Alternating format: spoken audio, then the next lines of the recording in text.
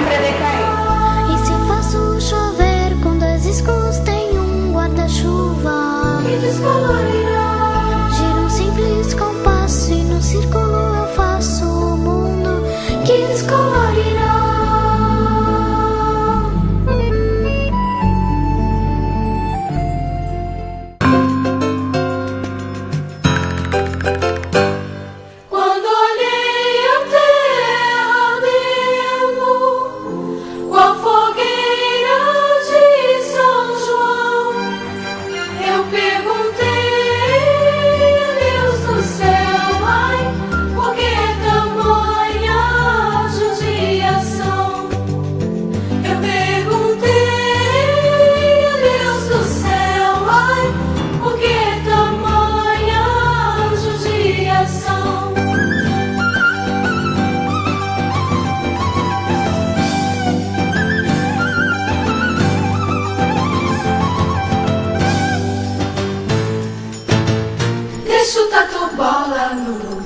Deixa a capivara atravessar, deixa a onda cruzar o ribeirão, deixa o índio vivo no sertão, deixa o índio vivo nu, deixa o índio vivo, deixa o índio, deixa.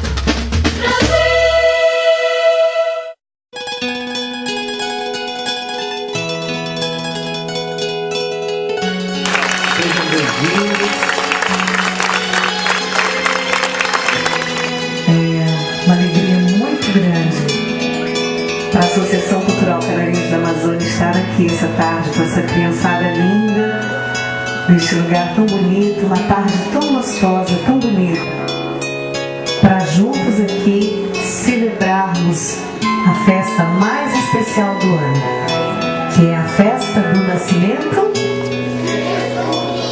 de Jesus Cristo, o homem mais importante da humanidade. Você parece num momento até saber o quanto eu estou sofrendo.